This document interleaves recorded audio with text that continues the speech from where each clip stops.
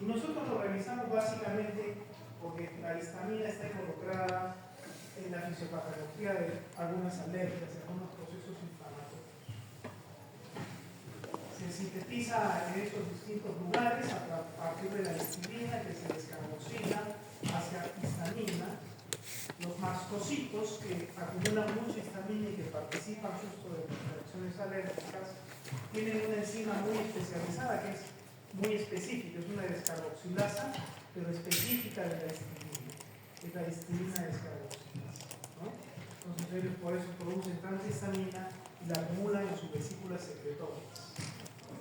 Acá está, por ejemplo, hay presencia de histamina en todos los tejidos, pero acá hay bastante, en la piel, en el intestino, en el pulmón, en la vía aérea, y ahí cumplen roles, sobre todo que nos interesan porque son inflamatorios, son alérgicos, muchas veces porque en estos tejidos, de alguna manera, los mastocitos que están allí se degranulan, liberan gránulos con histamina y otras sustancias y producen muchas veces las reacciones alérgicas que vamos a realizar. En cambio, en otros lugares, como en el estómago, en el sistema nervioso, en la piel misma también a veces, o en los tejidos de diferenciación o regenerativos, la histamina no se acumula en glánulas secretorias o vesículas, sino que se va liberando continuamente, se produce y se libera, y localmente produce unos efectos importantes a estos niveles. ¿Ya? Entonces la liberación del mastocito que más nos interesa, digamos, desde el punto de vista fisiopatológico, es eso que expulsa todos los gránulos, liberando gran cantidad de histamina y produciendo las reacciones alérgicas que ya hemos visto. Y eso se produce bajo estímulos físicos, bajo estímulos lo más frecuente, estímulos inmunes de antígeno anticuerpo, y también puede ser por toxinas bacterianas, por venenos animales y por unas drogas que también degranulan a los mastocitos como la atropina, los opioides, y pueden desencadenar reacciones alérgicas por esta razón o algo parecido. Otra característica que tiene la histamina es que se metaboliza muy rápido, tiene enzimas que rápidamente la metabolizan hacia el ácido metilimidazol acético, que se excreta por vía renal como tal o también conjugado con herbócidos en el hígado. ¿Ya? Entonces estas enzimas son muy rápidas, están en los tejidos, en la sangre, y rápidamente metabolizan a la histamina hacia el metilimidazol acético, que rápidamente se va por el riñón, ya sea como tal o conjugado, como hemos dicho.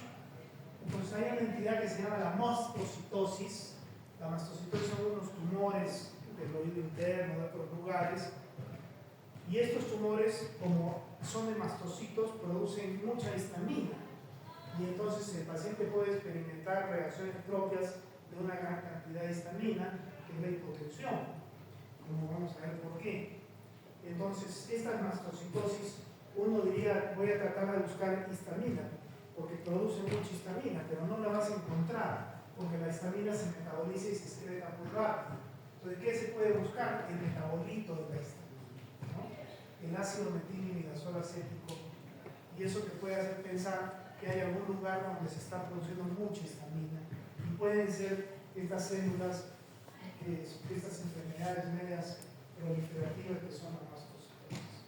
Es parecido a cuando tienes un feocromocitoma, ¿no? Y el feocromocitoma libera adrenalina y noradrenalina, pero igual se metabolizan rápido, pero producen sus efectos. Pero si tú quieres buscarla en la sangre, no la vas a encontrar. ¿Qué tienes que buscar? Sus metabolitos en la orina, ¿no? El ácido metilmandélico y el imidazol acético se buscan en la orina cuando tienes un feocromocitoma. Cuando tienes una mastocitosis, lo que vas a buscar es este metabolito en la orina. En cambio, cuando tienes el feocromocitoma, buscas las metanefrinas, que son parecidas. La histamina produce efectos estimulantes generalmente en el músculo liso, provoca contracción del músculo liso, y en las glándulas exocrinas provoca secreción de las glándulas exocrinas, ¿no? Por supuesto, trabaja en otros lugares que ya hemos visto, ¿no? A nivel del sistema nervioso central, etc. Pero producto de estos efectos tiene implicancias en el sistema cardiovascular, produciendo hipotensión, ya vamos a ver por qué, y otras cosas, en el músculo liso extravascular, provocando contracción de este músculo liso, vómitos, diarreas, en las glándulas exocrinas, provocando gran cantidad de secreción de las glándulas, ya sean salivarias o cualquier glándula exocrina, en las terminaciones nervosas, produciendo prurito, produciendo... Estos son los efectos que más acompañan a la cuestión de las reacciones alérgicas que vamos a analizar, y se deben a que la histamina estimula la secreción y estimula el músculo liso y algunas otras células que vamos a ver. ¿Qué pasa cuando tú das histamina por vía endovenosa? Esto es para ver qué pasa con la histamina, pero también ejemplifica lo que pasa en la situación de una reacción alérgica. Si tú le dieras histamina a un paciente o a una persona con vía endovenosa, que no se hace porque no tiene sentido, no sirve para nada hacer eso, pero si tú dieras una dosis endovenosa de histamina, lo que vas a tener es una gran vasodilatación y un gran aumento de la permeabilidad vascular, o sea, el líquido se va a salir hacia al tejido extravascular. Va a haber una brusca caída de la presión arterial, un gran aumento de la permeabilidad capilar y entonces va a haber hipotensión. Pero de allí rápidamente va a haber taquicardia en respuesta a esta hipotensión, ¿ya? Como tratando de equilibrar. Y efectivamente la hipotensión va a ser muy pasajera, ¿ya? Uno, por la reacción cardiovascular que hay de taquicardia y fenómenos vasoconstrictores de otro tipo, y dos, porque ya sabemos que la histamina se metaboliza muy rápido. Entonces, por más que yo la dé, rápidamente se va a desaparecer su efecto, ¿no es cierto? Entonces, eso es lo que esa es la peculiaridad que habría si yo doy histamina endovenosa. En un terreno alérgico donde se libera histamina por los mastocitos, hay en ese foco donde está la alergia, que puede ser una rinitis, puede ser un problema de la vía aérea más abajo, puede ser una urticaria. Lo que tenemos también es una gran vasodilatación y una pérdida de fluidos del intravascular hacia afuera, o sea, un aumento de la permeabilidad. Por eso es lo que explica la clínica de la rinitis alérgica de la urticaria, una gran vasodilatación y una extravasación de fluido. ¿Ya? Es lo mismo. Solamente que acá hay una vía endovenosa y puede experimentar una hipotensión muy manifiesta por un momento, muy pequeño, porque el efecto es rápido, porque se metaboliza rápido y porque además se establecen reflejos que la van a controlar.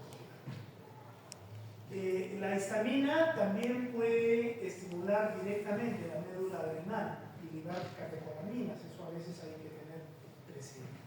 Y esta vasodilatación propia de la histamina, porque la histamina pasa la barrera sin problema, en el cerebro o en la cabeza tiende a producir vasodilatación y eso trae cefalea, porque produce vasodilatación de los territorios extracerebrales, ¿no? Del cráneo, lo que pasa con la migraña y los antimigranosos cardíacos.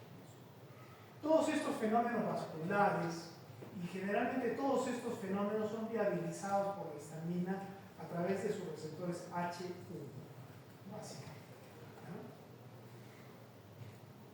¿Qué va a pasar en los músculos extravasculares?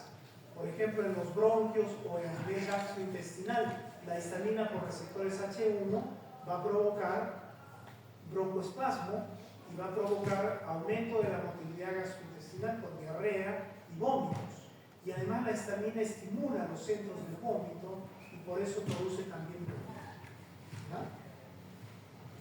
La histamina en nuestra biología del ser humano no tiene mayor importancia en el asma, por eso es que los antihistamínicos no sirven en el asma. Pero hay otros animales, mamíferos incluso, donde el asma sí es importante la histamina. Por ende, los antihistamínicos pueden servir en el asma de algunos, pero nosotros, en el caso de los seres humanos, a nivel de las glándulas exocrinas en el estómago, estómago, ahí sí quien gobierna ya no son los H1, sino los receptores H2, y esos son los responsables de aumentar la secreción de pepsina y ácido clorhídrico, que vamos a ver cuando hagamos farmacología gástrica, no ahora. Ahora nosotros vamos a involucrarnos en drogas que se meten con los receptores H1, que son los antihistamínicos, conocidos de forma genérica así, que son bloqueantes de los H1.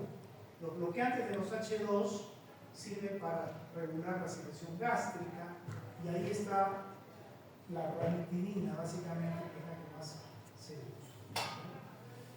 Aunque hoy en día ya está contraindicada por distintas razones, ¿no? Se ha habido problemas con el uso de la ranitidina, pero bueno, ahí lo digo.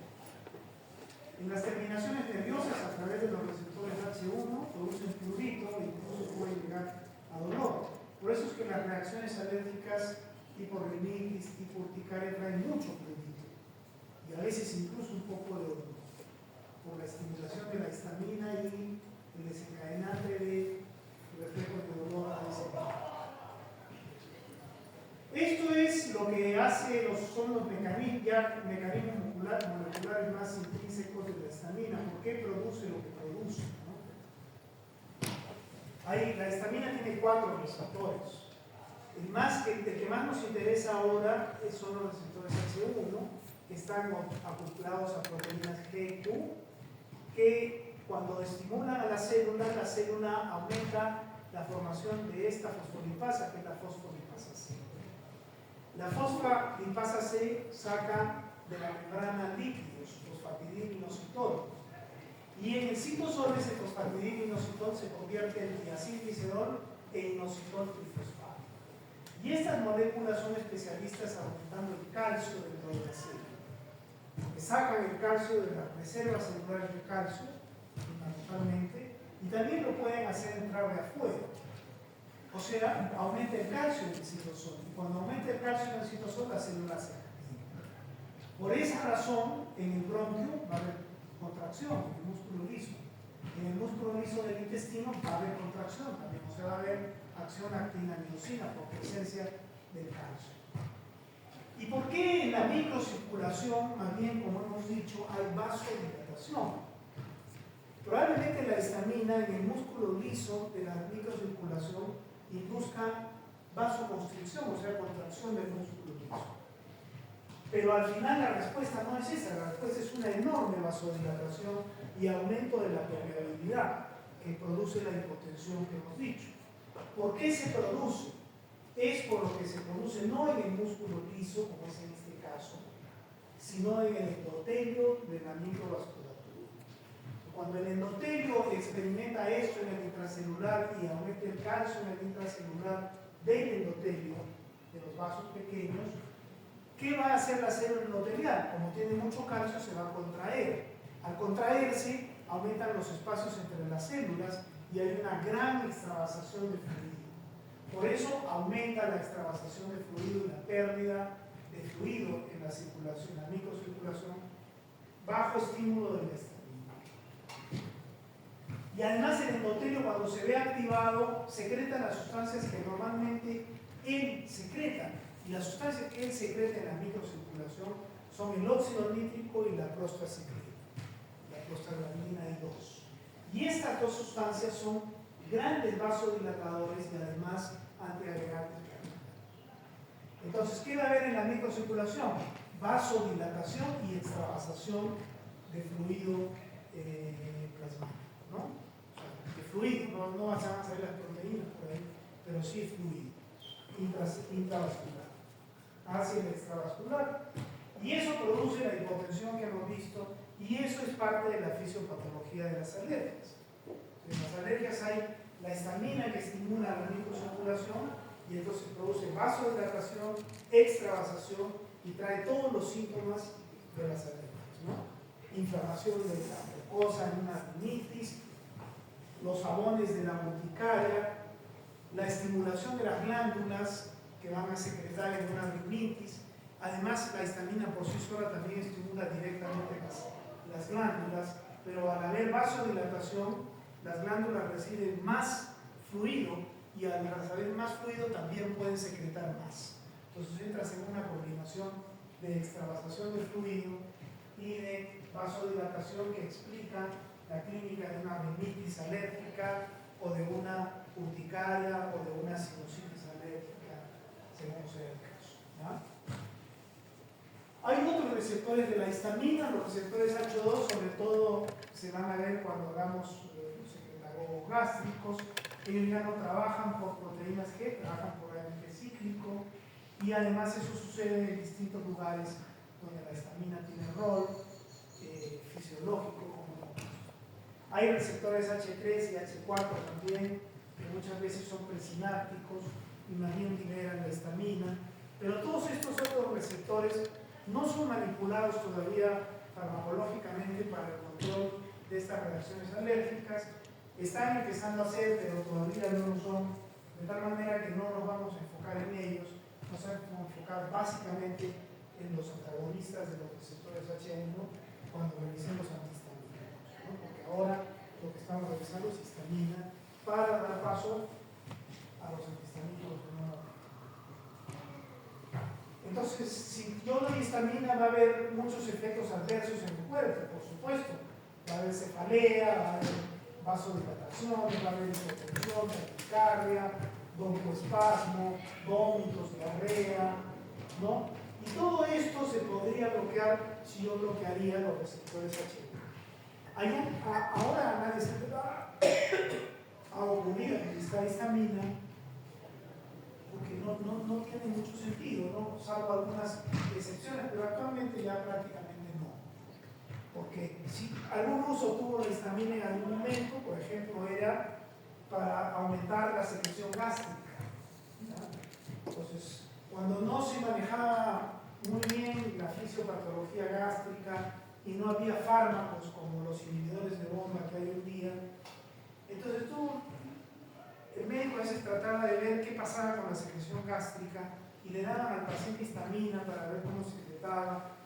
Hoy en día eso no tiene sentido, ¿no? No tiene sentido porque tú tienes un problema sinopético y lo controlas con el omeprazol, se acabó el problema, no estás estudiando nada. El omeprazol inhibe la bomba de ácido, o sea, la bomba de protón, a cero. Simplemente a cero, no hay ácido. Entonces, si no hay ácido, no hay enfermedad sinopética, se acabó el problema. Entonces hay cosas que ya caen en desuso, ¿no?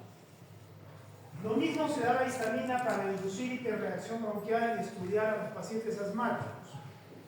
Esto ya no tiene sentido porque eso ya no se necesita. Se ha aumentado la sensibilidad de la espirometría tanto que ya no necesitas tú hacer eso, simplemente le mides la espirometría con un aparato electrónico y ese aparato, que es el espirómetro, te va a decir qué pasa en la vía aérea del paciente, sin necesidad de que tú los masacres estimulándolo con nada, sino de forma natural. Entonces tampoco se va a usar para eso. Está acá escrito solamente para detallar de que ya no se usa para eso. Algunas veces se puede usar para el diagnóstico del feocromocitoma. ¿Por qué? Es una cosa rara, pero también ya no se usa porque ahora tú dosas las metanefrinas de modina y ya con eso defines la presencia de un feocromocitoma, ¿no? Pero a alguien se le puede ocurrir y puede todavía usarse la histamina un poco para eso. ¿Qué pasa? Cuando tú le pones histamina a una persona, lo que esperas es hipotensión. Hipotensión y taquicardia, todo eso que hemos hablado. Eso es lo que esperas y eso es lo normal. Pero si el paciente tiene un feocromocitoma, resulta que la histamina, habíamos visto, puede estimular el tejido adrenal.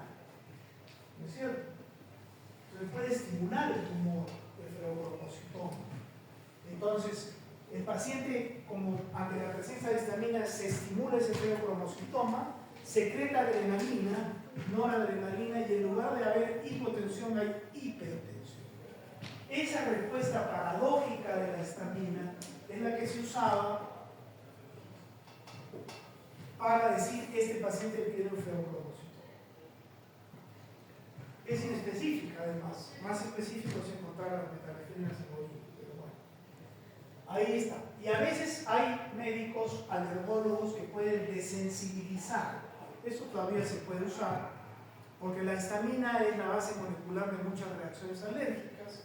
Entonces los alergólogos pueden usar la histamina en dosis diferentes, ellos ya saben cómo lo usan, para desensibilizar al paciente de la histamina. Si lo logran o no lo logran, ya. Medio raro, pero se puede usar. Entonces, estos son algunos usos bastante objetados de la histamina, que estos dos podrían todavía quedar por allí y puede ser que alguna aplicación pueda tener, los otros no. Entonces, ya entendido toda esta fisiopatología y estos mecanismos, vamos a entrar ya a revisar los antihistamínicos. Los antihistamínicos que se usan más en medicina son anti-H1 y anti-H2.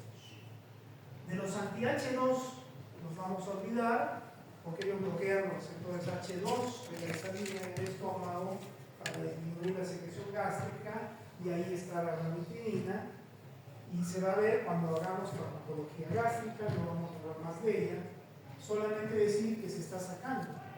Ya se ha sacado del mercado por algunos problemas que han habido en Estados Unidos y en otros lugares, y hoy en día está proscrita en los otros años. Entonces vamos a centrar el tema aquí, en las drogas que bloquean receptores H1. Esto es lo que comúnmente se conoce como antihistamínicos. ¿Qué es un antihistamínico? Normalmente en medicina es una droga que bloquea los receptores de histamina tipo H1. Eso es un antihistamínico. O mejor dicho, es un antagonista competitivo de los receptores H1 de la histamina. ¿Dónde? En el órgano efector, en el vaso sanguíneo, en la glándula secretora. ¿Y para qué se usan? Para controlar las manifestaciones de los padecimientos también. Para eso se usa. Los antihistamínicos se clasifican básicamente de esta manera: primera generación, segunda y tercera generación. Y estas son las generaciones. La primera generación son los clásicos, donde hay varios. El más importante es la clorfeniramina, el dimetilinato, pero hay otros, y hay más incluso. La segunda generación, lo que primero salió es terfenadina y astenisol, pero aparecieron unas arritmias mortales con ellos, ya vamos a ver por qué. Por eso no se usan, y entonces hay loratadina y cetirizina, pero estos también pueden producir las arritmias. Hay que tener cuidado, ya lo vamos a ver. Y los de la tercera generación son metabolitos de la segunda, generalmente, donde está la desloratadina y la levocetirizina. Hay muchos más antihistamínicos hoy en día, muchos más, pero todavía no hay nada que supere esta clasificación a estos que están aquí. Nada que busque, que marque una diferencia que sea muy importante de citar, de describir. Entonces, esta sesión o este tema se sigue revisando así, con este enfoque clásico de hace varios años, que está plenamente vigente todo, a pesar de que han aparecido más, ¿no? Entonces, la acción farmacológica de un antihistamínico es la principal, es la acción antihistamínica. ¿Qué significa? Ser un antagonista competitivo de los receptores H1 de la histamina en los órganos efectores. Pero también los antihistamínicos bloquean receptores de serotonina, bloquean receptores de acetilcolina, bloquean canales iónicos de sodio. Estas tres cosas las hacen los antihistamínicos de primera generación, estos. Los otros no son buenos haciendo estas tres cosas. Y otra cosa que puede hacer un antihistamínico es bloquear canales de potasio. Eso no hacen los de primera generación. Los que bloquean canales de potasio son los de segunda y eventualmente, aunque mucho menos, ya vamos a ver por qué, los de tercera. ¿Y cuál es el problema? El problema de bloquear canales de potasio. Todo fármaco que bloquee canales de potasio puede bloquear canales de potasio en el corazón. Y nosotros cuando hemos visto algo de farmacología cardíaca, hemos dicho que la despolarización es salida de sodio, ¿no es cierto? ¿Y cómo se repolariza la fibra? Por pérdida de potasio. Cuando tú bloqueas esos canales de potasio, la repolarización se hace muy lenta y se hace muy larga. Y cuando hay repolarización lenta y larga, pueden injertarse arritmias. La repolarización tiene su momento. Cuando tú lo alteras, puede producirse arritmias. ¿Qué tipo de arritmias? Cualquier tipo de arritmias. Incluso arritmias mortales como es la taquicardia ventricular. Incluso una que se llama torcidas de punta o tórcidas de Points, que es una taquicardia ventricular polimorfa, que es más mortal, pero toda taquicardia ventricular tiene alta mortalidad. Entonces, una droga que bloquee canales de potasio tiene ese problema. Y ese problema lo tienen estos, y lo hicieron, así se descubrió. Pero no están exentos estos ni estos. Hay que tener cuidado. Otras drogas que tienen capacidad de bloquear canales de potasio, por ejemplo, son los procinéticos, la cisatrida, que ya la vamos a ver en algún momento. Y también pueden traer arritmias. Y así hay muchos fármacos que pueden bloquear canales de potasio. Hay que tener cuidado cuando un fármaco bloquea canales de potasio. Los de primera generación no bloquean canales de potasio, no producen ese problema.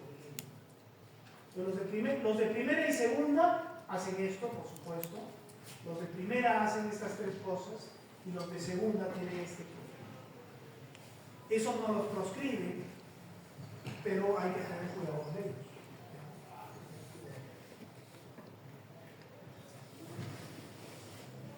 Entonces, esto es algo que ya hemos dicho.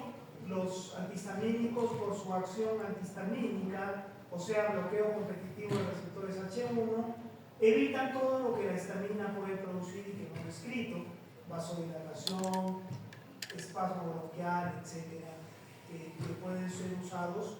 ¿Para qué? Para limitar o controlar procesos alérgicos como la urticaria o la rinitis aguda o crónica alérgica.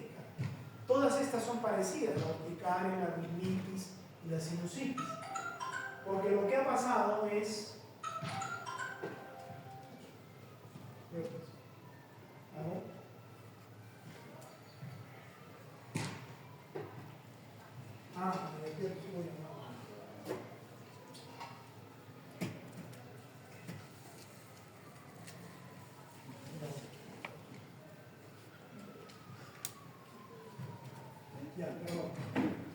En todos estos procesos alérgicos, lo que hay es una gran vasodilatación y extravasación de plasma por efecto de la histamina. Entonces, ¿qué sucede en la nariz? La mucosa de la nariz se hincha, no puede respirar. Hay secreción nasal, botas un montón de moco, y es un moco clarito como agua, pero es permanente, porque la vesícula, porque las glándulas están estimuladas. Además, hay un enorme aumento de la permeabilidad y el líquido se sale. No solo se sale a los tejidos, sino que se sale a la cavidad nasal. Lo mismo tienes en acá. Vasodilatación, se pone rojo, se hincha por la extravasación, es lo mismo, pero es en la piel, es una urticaria. Y la rinitis y las urticarias, las sinusitis pueden ser agudas o pueden ser crónicas. Si ellas son alérgicas, la mayor parte de las veces son padecimientos crónicos que se van repitiendo, y entonces tienes la urticaria y la rinitis alérgica, ¿no? Y también en otros ya tipos más específicos de alergias de piel, siempre hay una erupción que se caracteriza de una u otra forma en una pápula de menor o mayor tamaño, prurito, dolor a nivel local, escozor, es producto de lo mismo. Probablemente hay otras moléculas biológicas metidas ahí en estos síndromes alérgicos de la piel, pero la histamina es uno de ellos importante. Por ejemplo, y hay nombres específicos para cada uno de estos tipos. El prurigo, por ejemplo, ¿no? Son lo que le llaman en los niños, porque los niños tienen mucho de eso, ¿cómo le llaman? Son las atopias. Tienen otro nombre, ahorita no lo recuerdo.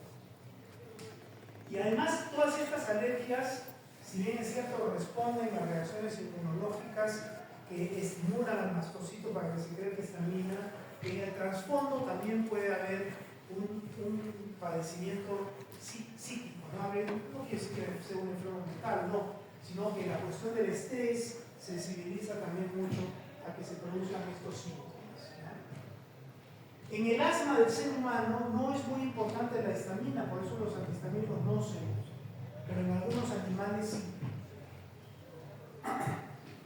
En el shock anafiláctico la histamina participa, sí, pero tiene un rol secundario. En un shock anafiláctico lo que tú tienes que dar para tratar el shock anafiláctico como fármaco es adrenalina. No vas a pretender con un antihistamínico tratar un shock anafiláctico, el paciente se va a morir. Tienes que ponerle adrenalina, es otra cosa, un shock anafiláctico. La eficacia entre los distintos generaciones de antihistamínicos como antihistamínicos es parecida. O sea, la eficacia es parecida. Lo que los diferencia son las reacciones colaterales o adversas que vamos a ir viendo y que ya hemos hablado de ellos. Después, otro efecto que hemos dicho de los antihistamínicos es la capacidad de bloquear receptores de serotonina. Eso es propio de los de primera generación y los puede apoyar para el manejo de las alergias, porque la serotonina también algo tiene que ver en las alergias. Hay un antihistamínico de primera, que es la ciproheptadina, que es un excelente. Todos son antipruriginosos, pero este en particular es muy antipruriginoso porque es bastante inhibidor también de receptores de serotonina. ¿No? Es una particularidad. Otro efecto que hay con los antihistamínicos es la sedación. Eso es muy importante. Los antihistamínicos producen sedación. ¿Por qué producen sedación? Primero, la sedación es un problema del sistema nervioso central. Entonces, el fármaco para poder producir sedación tiene que pasar al sistema nervioso central. ¿Y qué tienen los antihistamínicos una vez que pasan para probar sedación? La capacidad de bloquear receptores de histamina y la capacidad de bloquear receptores de acetilcolina, o sea, receptores muscarínicos. Cuando tú haces eso en el sistema nervioso central, bloqueas H1 y bloqueas M1, tienes efecto de sedación. Entonces, ¿quiénes son los que producen más sedación? Los de primera generación. ¿Por qué? Porque ellos son los únicos que bloquean M1. En cambio, los otros solo bloquean H1, los de segundo y tercero. Entonces, si bloqueas H1 y bloqueas M1, eso que habíamos hecho acá, ¿no es cierto? Esto es primera generación. Tú bloqueas H1 y bloqueas M1, tienes más capacidad de sedación.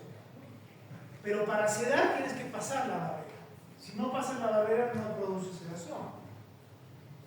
Y los antihistamínicos de primera generación son los que más pasan la barrera. Los de segunda y los terceros pasan un poco la barrera. Ahora, ¿por qué pasan poco la barrera? No es una cuestión de ionización, no. Es simplemente un mecanismo inteligente que ha creado la ciencia farmacológica de investigación que hacen que los antihistamínicos de segunda, de tercera, se liguen mucho a las proteínas.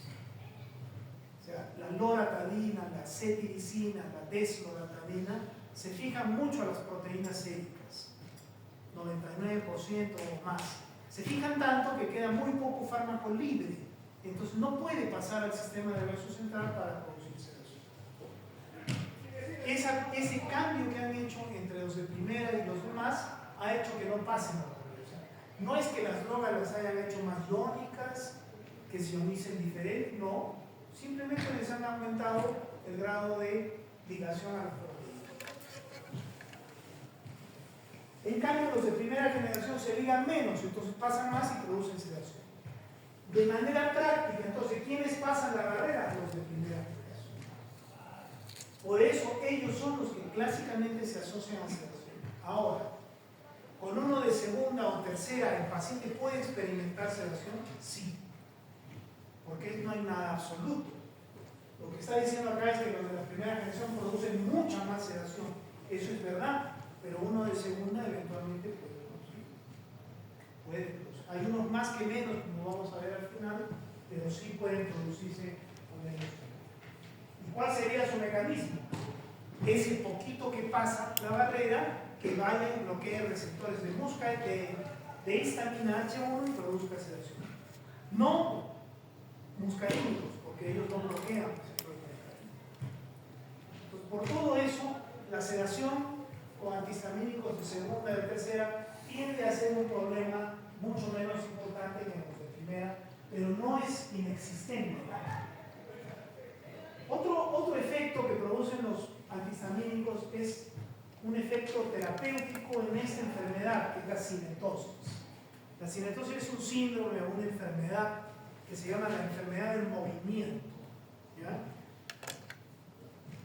Es un síndrome vestibular.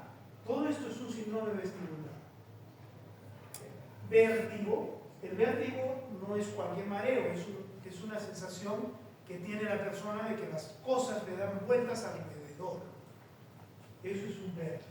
¿No? Va a haber dolor epigástrico, náuseas, vómitos, cefalea, y lo más probable es que haya nistagmus. Cuando tú tienes todos esos síntomas, dices, esto es un síndrome vertiginoso. Y la cinetosis es un síndrome vertiginoso, solo que tiene una particularidad, que el síndrome vertiginoso se desencadena cuando el sujeto está en movimiento, pero no es él el que ejecuta el movimiento. ¿Por qué se produce eso? Solo Dios sabe. O sea, ¿qué quiere decir? Que si él está en un barco, puede tener cinetosis. Si él está en un tren, sentado, puede tener cinetosis. Si él está en un avión, puede tener cinetosis. Él no está ejecutando el movimiento. Pero si él camina, si él corre, si él monta una bicicleta, no tiene cinetosis. Esa es la cinetosis. ¿Ya? Se desencadena cuando él sube a un móvil y el móvil lo desplaza. Y entonces ahí viene el síndrome vertiginoso. Eso es una cinetosis. ¿Y por qué se produce la cinetosis? Por estimulación de receptores H1 y M1 en el cerebelo. Entonces, ¿qué sustancias podrán entrar al cerebelo, o sea, pasar la barrera, bloquear H1 y M1? Los de primera generación. Por eso solo los de primera generación son anticinetóxicos. Los de segunda no son anticinetóxicos. Y como anticinetóxicos pueden prevenir o suprimir un proceso vestibular de este tipo. ¿Qué quiere decir suprimir? Si ya se presentó, pueden tratarlo. Pero los pacientes que tienen eso lo tienen que usar la droga de forma preventiva. Antes de subir al barco, antes de tomar su antihistamínico para que la posibilidad de cinetosis disminuya. Y como es bloqueo H1 y M1, los anticolinérgicos que tienen efecto central como la escopolamina, que bloquean H1 y además algo de M1, también son buenos anticinetóxicos. La escopolamina también es un buen anticinetóxico. Al igual que los antihistamínicos de primera generación. Los antihistamínicos pueden tener actividad anticolinérgica. ¿Quiénes? Solo los de primera generación bloquean receptores M1 o M2 a veces. Solamente estos, los de primera generación. Los de segunda generación prácticamente no hacen eso. Es una razón para no ser anticinetóxicos y para producir menos sedación, como ya hemos analizado. Si tú tienes bloqueo colinérgico, el paciente puede experimentar boca seca, visión borrosa, palpitaciones, sedación, todo esto puede haber, ¿no? Entonces, todo esto es mucho más probable con uno de primera y mínimo con uno de segunda. Puede haber trastornos de la micción, porque si tú tienes hipertrofia prostática y tomas un anticolinérgico, la vejiga se contrae menos y entonces hay retención urinaria. Entonces hay que tener cuidado de usar antihistamínicos de primera generación en sujetos que tengan trastornos de la evacuación como la hipertrofia benigna de próstata. ¿Ya? Y el efecto anticolinérgico también te puede aumentar la presión intraocular. Entonces hay que tener cuidado con los antihistamínicos de primera generación en la población que tiene glaucoma. A nivel del sistema nervioso periférico, los de primera generación pueden bloquear canales de sodio. Lo habíamos visto acá. pueden bloquear canales de sodio. Los de primera generación. El bloqueo de canales de sodio a nivel periférico es un efecto anestésico local.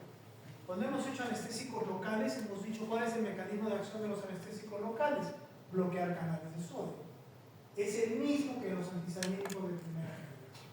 Eso quiere decir que un antihistamínico de primera generación, si tú lo infiltras en un tejido profundo, ¿puede haber efecto anestésico local? Sí. Pero puede haber otros efectos, ¿no? Entonces, por eso no se usa, salvo que un paciente sea alérgico a los anestésicos locales, algunas excepciones muy raras, pero sí tienen efecto anestésico local por lo que hemos dicho, ¿ya? A nivel cardiovascular, acá sí es importante, los antihistamínicos de segunda bloquean canales de potasio. Y ya hemos dicho que cuando tú bloqueas de canales de potasio en el corazón, se enlentece la repolarización y puede haber arritmias que pueden ser incluso mortales. Entonces esto es algo a tener en cuenta, ¿ya? No proscribe a los de segunda, pero esto es un fenómeno propio de los de segunda generación que hay que tener en cuenta siempre, ¿ya? Entonces, si el paciente tiene algún antecedente cardiovascular, mejor no usar antihistamínicos de segunda ni tercera en un paciente de ese tipo.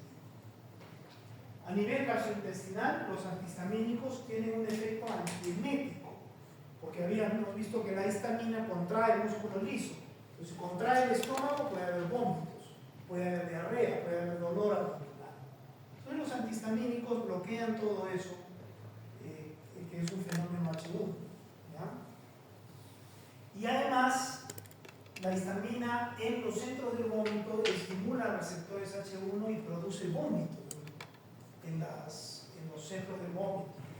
Entonces los antihistamínicos también son antieméticos por esa razón. ¿Quiénes son antieméticos? Los de primera generación. Porque estos pasan mejor la barrera y bloquean los centros del vómito, porque estos son anticolinérgicos y toda sustancia anticolinérgica es antiemética, ¿no? Entonces, por distintas razones, los de primera generación son los que tienen efecto antiemético. Es otro uso que tienen los antihistamínicos de primera, bloquear los vómitos. ¿Cómo es la cinética de los antihistamínicos en general? Es una cinética que no hay que complicarse mucho la vida. Todos ellos van por vía oral, todos, ¿ya? Algunos tienen preparados endovenosos, sobre todo los de primera generación, la clorfeniramina,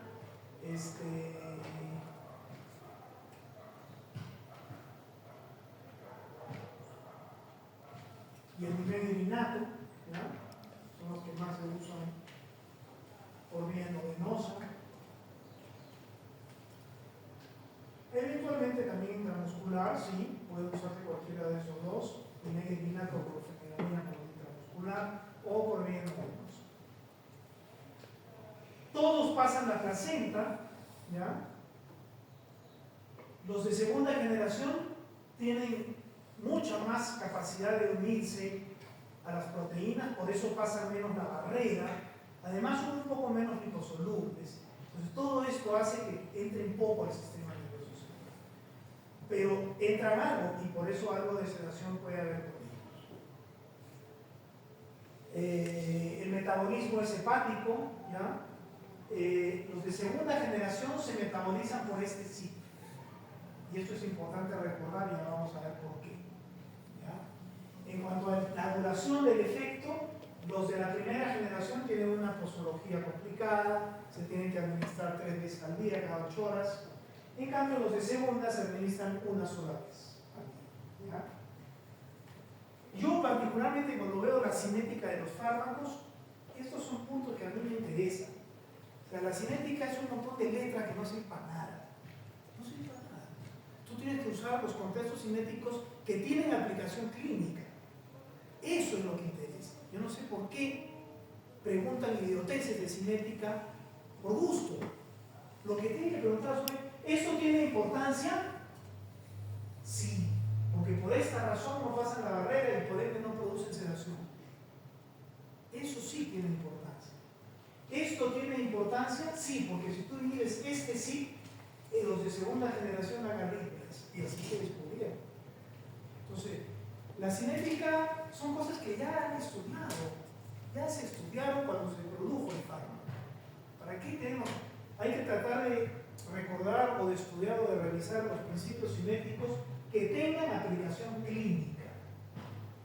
Porque hay muchos más conceptos cinéticos que no tiene sentido revisar, me parece. ¿Ya? El efecto del tiempo es importante porque acá tienes fármacos de primera que tienes que darte de vez al día. En cambio, esto es una posología mucho más sencilla. ¿No? Eso es una ventaja para con los de, o una realidad para con los de segunda y tercera generación, ¿no? Que es su particularidad. ¿No? Entonces ya entremos a los efectos adversos, los colaterales, efectos adversos de primera generación. El sueño es el principal. ¿Ya? El sueño que producen los antihistamínicos de primera generación es el que ha hecho que se busquen de segunda y de tercera, con la intención de buscar antihistamínicos que no produzcan sueño. Esa ha sido toda la razón. Ese es todo el estímulo para buscar un nuevo antihistamínico. Porque cuando se produce una clorfeniramina, dices, ya, acá tengo un fármaco para tratar la cinetosis, para tratar los vómitos, para tratar las alergias, pero hace dormir al paciente. Es un problema. Porque si el paciente tiene que trabajar, no puede trabajar con sueño. Si es un piloto de un avión, no puede darle un antihistamínico. Entonces, ese es el motor que ha hecho que se busquen nuevos antihistamínicos. O sea, no es una cosa sencilla el sueño, no es que te va a dar sueño y punto, no. Eso es lo que ha hecho buscar nuevos antihistamínicos y encontrarlos, que son los de segunda y los de tercera. ¿Y cómo han hecho para que eso suceda? Aumentar la ligación proteica, básicamente. Son un poquito menos liposolubles, sí, pero eso no interesa. Lo que interesa es que al hacerlo ligar más, ya no pasa. Por los efectos anticolinérgicos que tienen los de primera, puede haber lesión borrosa, sequedad de boca, estreñimiento, aumento de la presión intraocular, retención urinaria. ¿No? ¿Los antihistamínicos que se usan para la alergia pueden producir alergias? Sí. Toda sustancia puede producir alergia. ¿Hay gente que es alérgica a estos antialérgicos? Sí. Entonces, estos son los efectos colaterales de la primera generación. ¿Cuáles son los efectos tóxicos de los antihistamínicos? Si tú llevas una primera generación a toxicidad, tendrás mayor depresión del sistema nervioso central, que puede implicar coma, puede implicar convulsión. Sobre todo si lo mezclas con otros depresores. Entonces, a dosis tóxicas, a nadie se le ocurre dar dosis tóxicas, pero sí es algo que pueda suceder. Puedes tener estos problemas a dosis. La toxicidad de la segunda generación también es importante verla y va en relación a los bloqueantes de canales de calcio. ¿Cómo se descubrió esta toxicidad? Y allí partió el descubrimiento de muchas toxicidades cardíacas de muchos fármacos. En la segunda generación, estos fueron los primeros que salieron. Estos se unen menos a las proteínas y son un poquito menos liposolubles, entonces pasan menos la barrera y no producen mucho sueño. Por eso se buscaron y se encontraron. Pero cuando se empezaron a usar, comenzaron a aparecer arritmias mortales algunas veces. ¿Qué es lo que pasó? Esto es lo que pasó. Esto es lo que pasó. Tú dabas terfenadina y astenisol para las alergias y producían menos sueño, todo muy bonito. Pero cuando alguien tiene un resfrío, siempre le dan algo que le controle el resfrío, pues ya tenías el antihistamínico, ¿no? Y para que no te dé sueño, te doy esto, que es nuevo. Pero y como tienes una bronquitis, una sinusitis, yo creo que estás con una bacteria, te doy macrólidos, eritromicina. Porque la eritromicina es un buen antibiótico para las vías aéreas, para una rinitis, una sinusitis, una bronquitis. Entonces le daban el macrólido de eritromicina y le daban esto para que se sienta más feliz. Resulta que la eritromicina es un gran inhibidor del ciclo e inhibe este ciclo. entonces hacía que terfenadina y astenisol no se metabolicen y se acumulen en sangre, vayan al corazón y bloqueen canales de potasio, alarguen la repolarización y produzcan taquicardia ventricular continuada y muerte. Así se descubrió este problema de los bloqueos de canales de potasio de estos fármacos y de otros, muchos más. Esa fue la historia. Y así se produjo. Y por esa razón, estos dos como que quedaron desterrados, como si fuesen Caín, ya nadie los quiere dar. Pero este problema de bloqueo de canales de potasio por acumulación no solo se van a presentar con estos dos, sino con los otros también.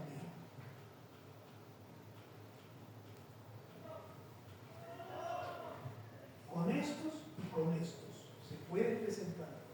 Pues hay que tener cuidado.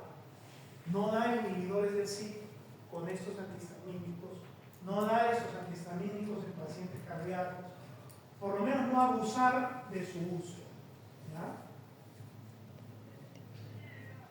Entonces este podría ser una loratadina también, o una cefiricina, que tú le inhibes el CYP y se acumula y te da bloqueo de canales de potasio, trastorno de repolarización y taquicardia. Entonces hay que tener cuidado con estos antihistamínicos. No es una situación que solo sea para esos dos y por eso se sacaron y se resolvió el problema. No. Es extensiva a todos los demás de segunda y de tercera. Acá están preparados, estos son los de primera, los que más se usan, pero hay muchos más. La clorfeniramina, el dimethylinato, el grabol y clorfeniramina, que son el monocloraldehido, etc. Vienen preparados orales y vienen también en ampollas.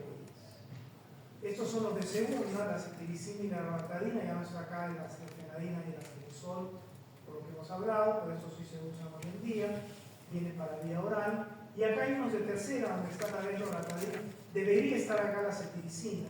Este también es de tercera, pero más se usan de loratadina y cetirizina. Y son solo de vía oral. ¿Para qué se usan todos estos antihistamínicos? Para las enfermedades alérgicas. Cualquier generación, enfermedades alérgicas. Urticaria, rinitis, dermatitis, distintas dermatosis, que son cantidades industriales, pueden clasificarse ahí.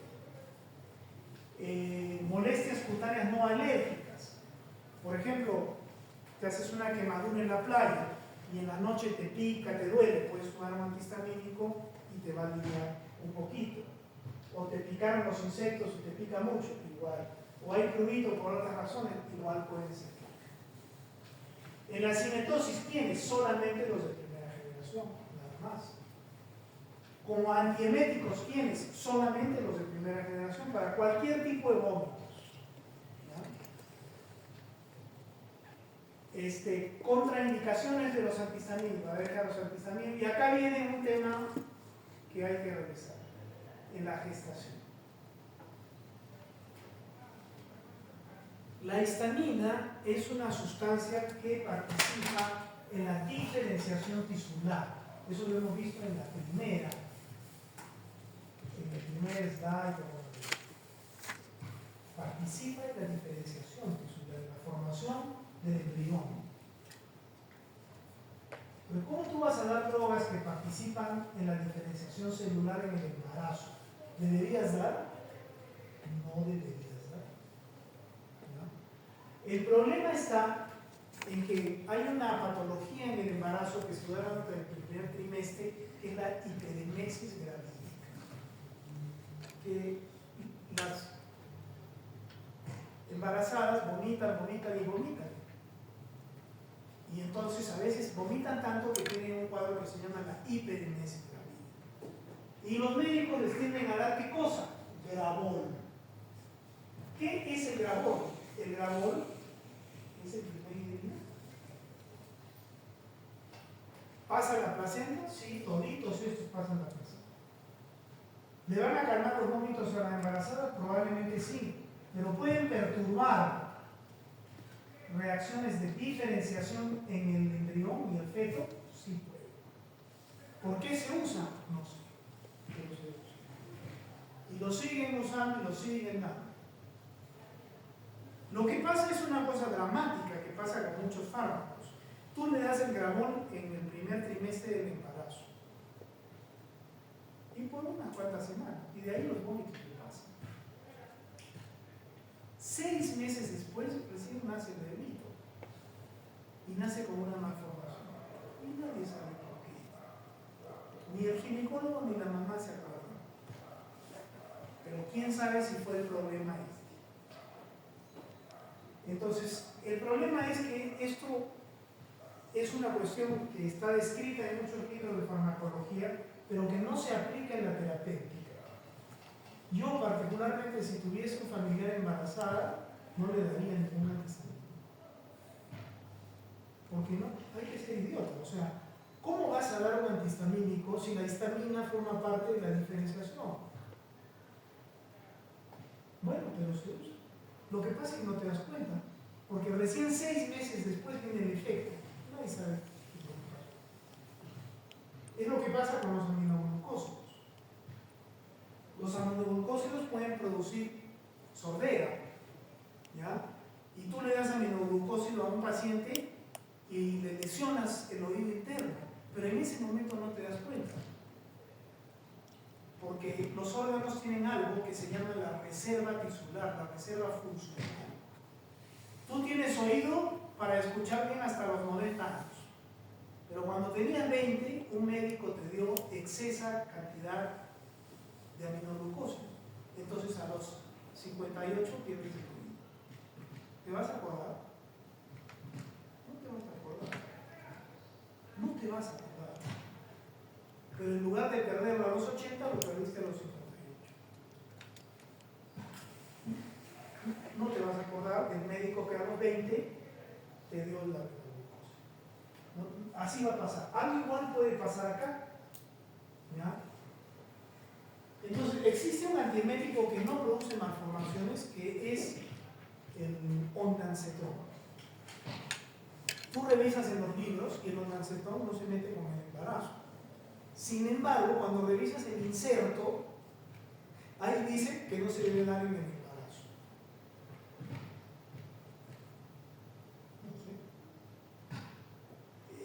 Probablemente es que la casa comercial que produce se quiere proteger de problemas en el embarazo. Y como es un fármaco nuevo, todavía no se puede saber bien qué vaya a pasar, pero no debería. ¿Ya? O sea, son cosas ya que uno dice, ¿por qué sucede? ¿No? Pero sucede. Bueno, el hecho concreto, los antihistamínicos están contraindicados en el embarazo, es un tema a discutir. Mi opinión es que sí, pero no es la práctica. Lastimosamente no es la práctica. ¿Ya? Los de primera generación, como producen mucha depresión, hay que tener cuidado de su uso con alcohol, hay que tener cuidado con el glaucoma y con la hipertrofia prostática. Y estos son los de segunda, que hay que tener cuidado de inhibir el SIP, porque se pueden acumular, bloquear el canal de potasio, traer la arritmia, que es todo lo que hemos hablado. Eso hizo que se descontinúen terfenadina y astrenisol, pero eso no protege de que cualquier otro de segunda pueda correr este mismo camino. Entonces hay que tener cuidado con las arritmias y los de segunda. ¿Ya? Muy bien. Ya saben cuáles son los de segunda, ¿no? Loratadina, cetiricina.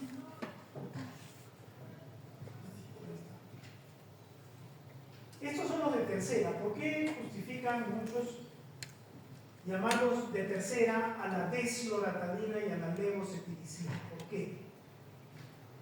Porque la desloratadina es un metabolito de la loratadina. O sea, el hígado, cuando coge a la loratadina, la convierte en desloratadina. Y luego la desloratadina se va por el riñón. Entonces, lo que haces al dar desloratadina es el dar el metabolito. Entonces, la desloratadina, ¿por dónde se excreta? Por el riñón. Se metaboliza en el hígado muy poco. ¿Se acumulará si yo le inhibo el SIP? No, pues porque no se metaboliza en el Entonces, el riesgo de arritmia es mucho menos. Esa es la razón, ese es el beneficio de la desloratadina. ¿Ya? Como ya es el metabolito, ya no se va a metabolizar mucho en el hígado, entonces ya no se va a acumular, a no ser que tengas trastorno renal. ¿Ya? Y entonces, el inhibidor del CYP no va a aumentar el nivel de desloratadina y por ende la posibilidad de bloqueo de canales de potasio cae y la posibilidad de arritmia cae. Por eso justifica ponerlo como tercera generación. Y algo parecido pasa con la levocetiricina. Por eso también es que cuando tú das loratadina, das 10 miligramos de loratadina. Cuando das desloratadina, das 5 miligramos. Nada más. ¿Ya? Ahora, con la levocetiricina, ¿cuál es la situación? Existen dos cetiricinas, la dextrocetiricina y la levocetiricina. La levocetiricina es la que hace la cuestión farmacológica. Pero cuando tú das cetiricina de segunda, das levo y des. Viene en la pastilla las dos cetiricinas. La dextrocetiricina no hace nada terapéuticamente, nada, es inactivo. ¿Ya? Pero usa hígado para metabolizarse. La que funciona es la levocetiricina, esa es la que funciona y usa hígado. Perdón, claro, usa hígado. Eso es cuando das cetiricina. Pero tú puedes dar solamente levocetiricina. Entonces ya no tienes que dar 10 miligramos de cetiricina, sino solo 5 miligramos de levocetiricina. Y tienes todo el hígado para esos 5 miligramos. ¿De acuerdo? En cambio, si das cetiricina, estás dando levo y dextrocetiricina. Entonces, el hígado se va a tener que preocupar de los 10 miligramos, los 5 de levo y los 5 de dextro. Entonces, es más probable que se acumule un poco y dé arritmias. En cambio, si tú das levocetiricina, ya no tienes que dar los 10, solamente das 5 miligramos. Entonces, tienes todo el hígado para 5 miligramos. La posibilidad de que se acumule es menor. Por esas razones cinéticas, existen estos antihistamínicos de tercera generación, la desloratadina, que es el metabolcito, y la levocetiricina, que es la cetiricina activa, que te permite dar solo 5 miligramos, la mitad, y tener todo el hígado para metabolizar esa mitad. ¿Ya? Entonces hay menos riesgo de arritmia. Pero puede haber arritmias, extremadamente puede haber, hay que tener cuidado, porque la capacidad de bloquear canales de potasio es inherente a la cetiricina, es inherente a la loratadina. Puede haber, eventualmente puede haber. Estas son cosas que hemos visto, ¿ya? El bloqueo colinérgico, que es propio de la primera generación, algunos bloqueos adrenérgicos de la primera también, el bloqueo de serotonina, que es de la primera, y algunos síntomas que hemos revisado y otros que no están aquí. Y el bloqueo de H1, pues que es todo lo necesario para bloquear la alergia, pero que además puede dar sedación. Otra cosa, los antihistamínicos aumentan el apetito, ¿eh? Y pueden aumentar el peso. Estas son cetiricinas, las que menos, antihistamínicos que menos sedación dan. Fíjense cómo la loratadina da menos sedación que la cetiricina. Por supuesto, si tú pusieras acá un antihistamínico de primera, da mucha más sedación. Pero dentro de los de segunda, que ya de por sí dan muy poca sedación, el que menos sedación da es la loratadina. Y estos pueden dar todavía un poco de sedación. Fíjense, todavía dar. Estos son los 4 receptores de los que habíamos hablado. Bueno, este es el mecanismo inmunológico de la alergia, de la urticaria, de la rinitis. Cuando tú te expones por primera vez al antígeno, por ejemplo al polio, tu sistema inmune provoca inmunoglobulinas E, que se enchufan aquí en estos receptores en el mastocito. La primera vez que te expones al alergeno no tienes alergia. solamente te sensibiliza, es decir, la vez que te has sensibilizado. ¿Qué significa la sensibilización? Que se han producido IgE, que se han anclado acá. Pues la segunda vez que venga el antígeno, ese antígeno se compatibiliza con la IgE. Y eso es lo que estimula al mastocito para secretar la histamina. Eso es lo que pasa, ¿no? Estas IgEs, estos receptores de IgE, que son ocupados por estas IgEs aquí, que quedan como memoria. La segunda vez que venga el antígeno se provoca la interacción antígeno-anticuerpo, se anclan aquí y ahí sí viene la reacción, la liberación de histamina que produce esto, vasodilatación y extravasación de plasma. Entonces tú das el antihistamínico para ocupar estos receptores de histamina y que cuando haya la degranulación ya no puedan ser estimulados. ¿Eso qué quiere decir? Que cuando el paciente ya le vino la rinitis, el antihistamínico le servirá. O sea, ahorita ya está con rinitis. Le doy el antihistamínico, le va a abortar el ataque. No. Pero la va a proteger de los siguientes días. Tú tienes que seguir dando, ¿no? Porque el antihistamínico va a ir tomando receptores, desplazando la histamina y ya. Cuando ya le vino el ataque, ya la histamina ocupó aquí y produjo la vasodilatación. Entonces, tú das el antihistamínico, ya no va a abortar el ataque, pero va a comenzar a desplazar a la histamina y a ocupar los receptores, y entonces ya en horas o en días, ya ahí sí va a evitar que le pueda venir otro ataque. ¿Ya? Bueno, estas son cosas. Ya, ok. Muy bien. Entonces, tenemos el quiz.